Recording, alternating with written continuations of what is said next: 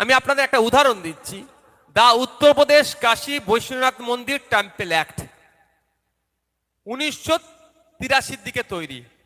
কাশী বৈশ্বনাথ মন্দির যেটা আছে উত্তরপ্রদেশে, সেটা দেখভালের জন্য কেমন ভাবে কি হবে সরকারের পক্ষ থেকে একটা আইন করা আছে।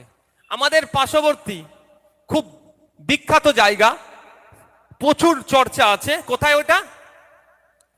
উড়িষ্যার জগন্নাথ মন্দির। আমরা তো অনেকে জানি তো, জগন্নাথ মন্দির দেখভালের জন্য একটা আইন আছে।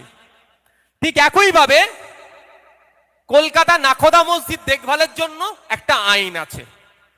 ঠিক কলকাতার যে কালীঘাটের যে মন্দির আছে সেই দেখভালের জন্য একটা আইন আছে। দক্ষিণেশ্বরে যে মন্দির আছে সেই দেখভালের জন্য একটা আইন আছে। আপনার বড় মসজিদ, নাখোদা মসজিদ দেখভালের জন্য একটা আইন আছে। সব জায়গায় দেখভালের জন্য আইন আছে। গুরুদুয়ারা যে স্বর্ণ মন্দির, বিখ্যাত মন্দির, স্বর্ণ মন্দির পাঞ্জাবে, সেটাকে দেখভালের জন্য একটা সরকারি আইন আছে।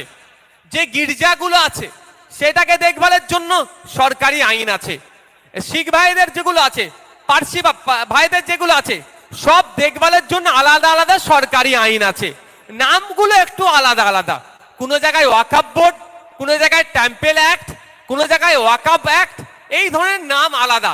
কিন্তু স্বাধীন ভারতবর্ষে, ধর্মনিরপেক্ষ ভারতবর্ষে প্রত্যেকটা নাগরিক যে তার ধর্মস্থানকে রক্ষার জন্য, ধর্মস্থানের জন্য যে সম্পত্তি উৎসর্গ করেছে সেটাকে রক্ষণাবেক্ষণের জন্য দেশ প্রত্যেকের অধিকার দিয়েছে এবং আলাদা আলাদা আইন করে দিয়েছে।